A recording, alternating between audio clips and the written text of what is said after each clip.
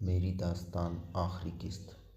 ہانی ہم ماما کو کال کرتے ہیں اور پوچھتے ہیں کہ کب وہ واپس آئے گی تاکہ اس دن ہم ویلکم کے لیے کچھ اچھا سا کر سکیں۔ عمر نے ہانی کو ساتھ بٹھا کر کہا، ہاں بھیا میں بھی یہی سوچ رہی ہوں۔ ہانی نے ایک دم کہا، تم جاؤ بابا کا فون لے آؤ پھر کال کرتے ہیں۔ عمر نے ہانی کو آگے کرتے ہوئے کہا، ٹھیک ہے بھائی میں فون لے آتی ہوں۔ تو ہانی چپکے سے زوار کے روم کی طرف بڑھی۔ اسے بیڈ پہ زوار کا موبائل پڑا ہوا نظر آیا تو وہ خاموشی سے اٹھا لیا اور اپنے روم کی طرف بڑھی۔ بھیا میں موبائل لے آئی ہوں۔ ہانی نے عمر کو موبائل دکھاتے ہوئے کہا، کیا بابا کو پتہ نہیں چلا؟ عمر نے سوالیہ نظروں سے دیکھتے ہوئے پوچھا، پتہ نہیں بابا نہیں تھے۔ اچھا چلو ان باتوں کو چھوڑو، ماما کو کال کرتے ہیں۔ عمر نے ہانی کے ہاتھ سے موبائل لیتے ہوئے کہا اور بیڈ پہ جا کر بیٹھ گیا۔ موبائل کا پاسورڈ عمر کو پہلے سے پتہ تھا تو موبائل کھل گیا تو عمر نے موبائل میں جنت کا نمبر ڈھونڈا تو ایک نمبر پر اسے جنت لکھا ہوا نظر آیا تو عمر نے اس پہ کال کی۔ جنت جو فائل دیکھ رہی تھی، زوار کے نمبر سے کال آتی دیکھ کر وہ شاکڈ ہو گئی کیونکہ زوار بہت کم اسے کال کرتا تھا۔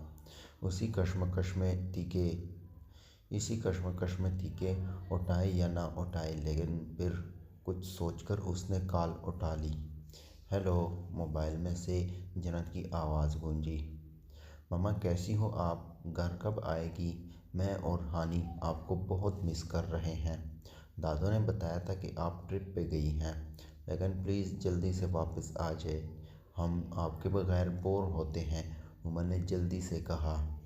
2 دنوں بعد اپنے بچوں کی آواز سن کر جنت کے دل کو سکون ملا۔ میں بھی اپنے بچوں کو بہت مس کر رہی ہوں۔ ہانی کہاں ہے؟ عمر تمہاری اور ہانی کی طبیعت کیسی ہے؟ دادو اور دادا کیسے ہیں؟ اور بابا کیسا ہے؟ جنت کی زبان ساتھ نہیں دے رہی تھی۔ ماما یہاں سب ٹھیک ہے، بس آپ جلدی سے آ جاؤ اور پلیز آنے سے پہلے ہمیں بتا دیجیے گا، ہمیں ایک دن پہلے بتائیے گا۔ کیا بیٹا ہانی آپ کے ساتھ ہے؟ جنت نے ان کی بات اگنور کر کے پوچھا۔ جی ماما وہ بھی میرے ساتھ ہے، عمر نے جواب دیا۔ تو بیٹا ہانی کو فون دو، میں نے اس سے بات کرنی ہے۔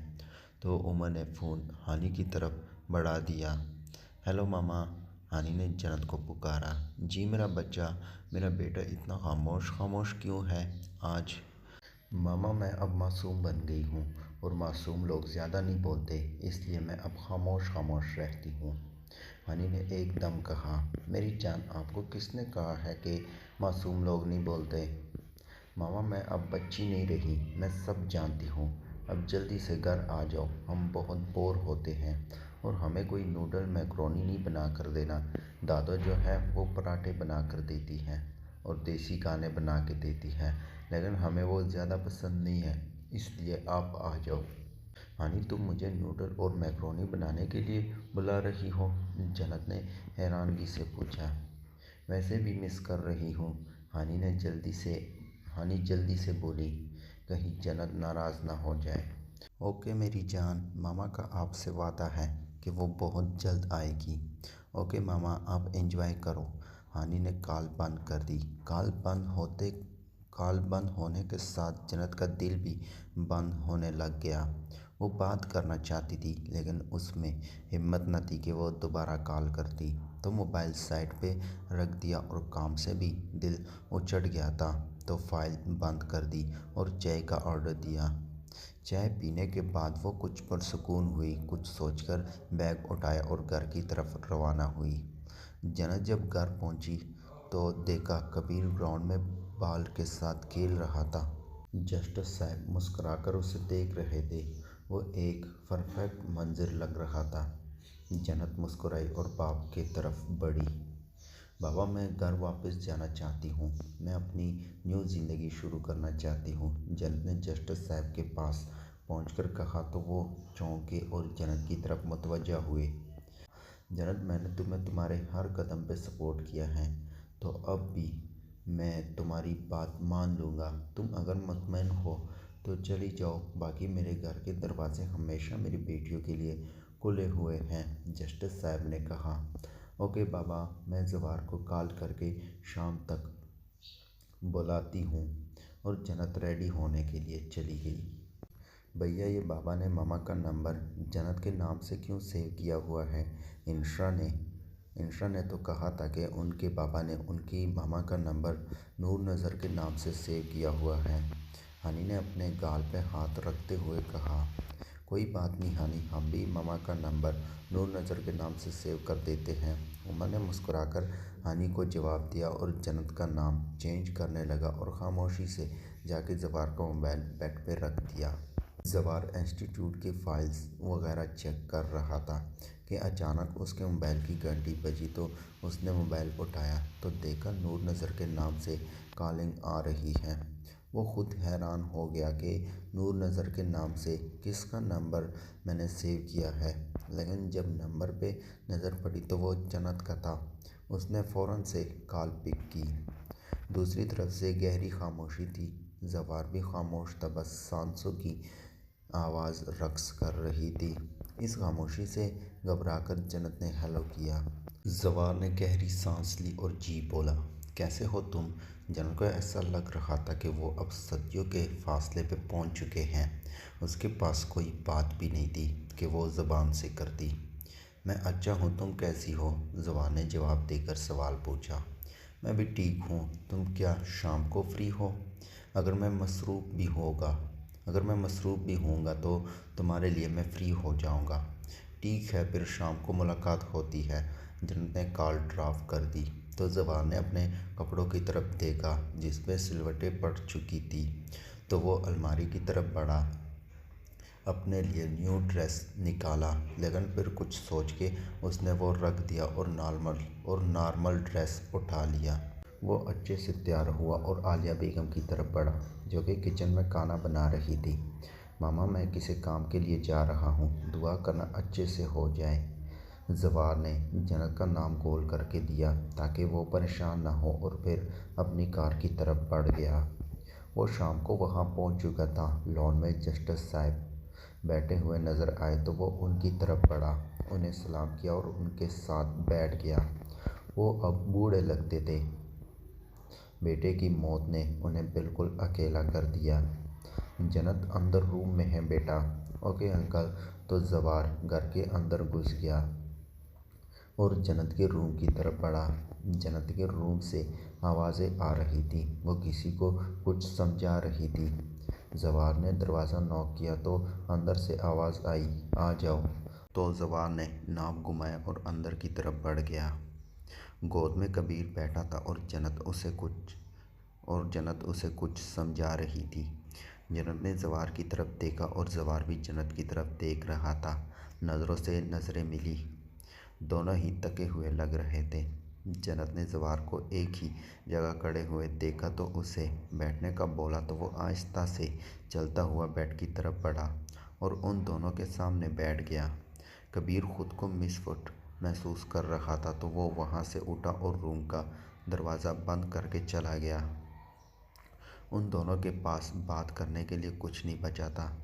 کمرے میں مسلسل خاموشی رقص کر رہی تھی۔ زوار کو انتظار تھا کہ جنت کچھ بولے اور جنت کو انتظار تھا کہ وہ کچھ بولے۔ زوار، بچے کیا کر رہے تھے؟ جنت نے بلاخیر خاموشی توڑ دی۔ کھیل رہے تھے۔ زوار نے جنت کی طرف دیکھ کے جواب دیا۔ زوار، میں نے بہت سوچا، میں تمہارے ساتھ نیو زندگی شروع کرنا چاہتی ہوں جو نارمل ہو۔ میں تھک چکی ہوں۔ جنت نے سوچ کے جواب دیا۔ میں بھی بہت تھک چکا ہوں۔ جنت، مجھے تم سمیٹ لو، میں تمہیں کبھی ہرٹ نہیں کروں گا۔ میں سب کچھ بھلا کر نیو زندگی شروع کرنا چاہتا ہوں جس میں صرف تم ہو، میں ہوں، عمر، ہانی اور کبیر ہو، باقی کسی کی گنجائش نہیں۔ زوار نے تھکے تھکے لہجے میں کہا۔ تو جنت اٹھ کھڑی ہوئی اور جنت کی دیکھا دیکھی زوار بھی اٹھ کھڑا ہوا۔ زوار نے اپنے بازو پھیلائے تو جنت اس کے گلے لگ گئی۔ دونوں کی آنکھوں میں سے آنسو روا تھے۔ یہ آخری دفعہ ہے جنت، میں تمہیں رونے دے رہا ہوں۔ میں وعدہ کرتا ہوں کہ آئندہ میری وجہ سے تمہاری آنکھوں میں آنسو نہیں آئیں گے، اور میں اپنی ماضی پہ بہت شرمندہ ہوں۔ میں تم سے معافی چاہتا ہوں۔ زوال ماضی بلانے کے لیے ہوتا ہے، بھول جاؤ سب کچھ۔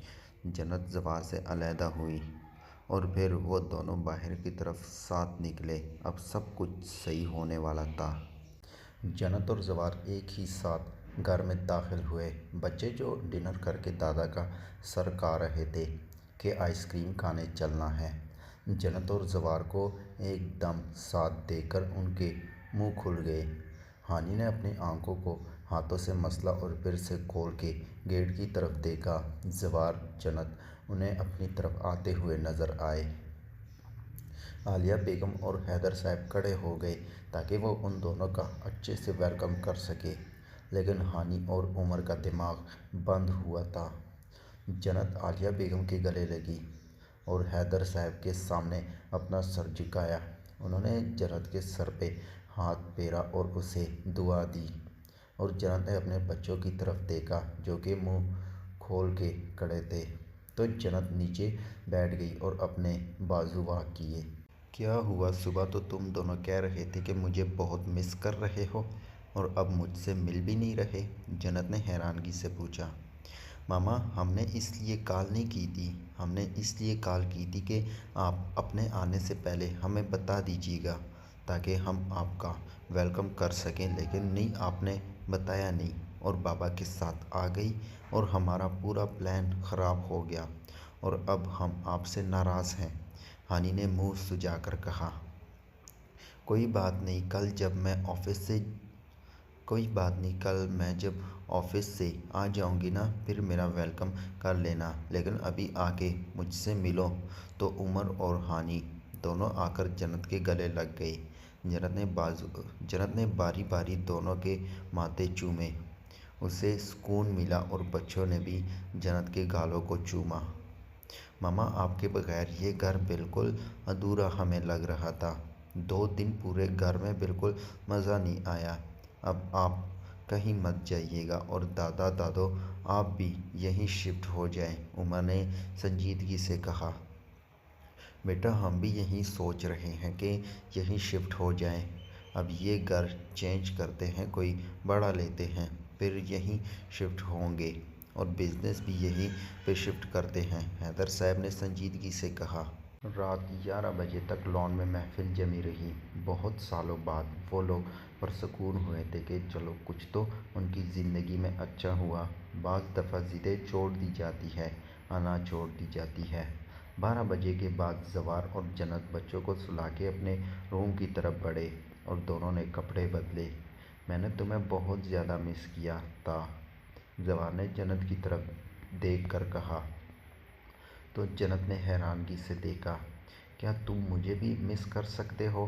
جنت نے ہلکے پھلکے لہجے میں پوچھا۔ بہت، مجھے لگتا ہے مجھے تمہاری عادت ہو چکی ہے، اور عادت بہت خطرناک ہوتی ہے، اور میں ایک دن تمہارے بغیر نہیں رہ سکتا۔ کیا تم نے مجھے مس کیا؟ زوال نے جنت سے پوچھا۔ کوئی ایسا دن نہیں ہوتا جس دن میں تمہیں یاد نہ کروں۔ ہاں، میں نے تمہیں مس کیا، بہت کیا، جنت نے جواب دیا۔ تو زوال نے جنت کا ماتھا چوما اور اپنے بازو واہ کیے تو جنت ان میں سما گئی۔ غموں کے بادل چھٹ چکے تھے، اب صرف خوشیاں ہی خوشیاں تھیں۔ کچھ سال بعد جنت اور زوال کی زندگی میں ایک اور بیٹے کا اضافہ ہو چکا تھا۔ وہ چاہتے تو بیٹی تھی، لیکن بیٹا ہو گیا، اور وہ اتنا سنجیدہ تھا کہ جنت اور زوال بھی حیران رہ جاتے تھے۔ میرب کی بھی 2 بچے تھے، وہ ہنسی خوشی زندگی گزار رہی تھی۔ ایک بیٹی اور ایک بیٹا تھا۔ لیشا کی بھی 3 بچے ہو چکے تھے۔ سارے اپنے اپنے زندگی میں آگے بڑھ چکے تھے اور بہت خوش تھے اور پرسکون زندگی گزار رہے تھے۔ میری داستان اور آزاد پنچھی کا سیزن 2 کولیب کر کے لکھا جائے گا۔ نیو نام، وہ آپ بتائیں کیا ہونا چاہیے؟ اور بہت شکریہ سپورٹ کا۔ اگلا ناول 2 دلوں کی داستان شروع ہونے والا ہے، اس پہ بھی ایسے ہی سپورٹ کرنا، اور آپ سب کا بہت شکریہ۔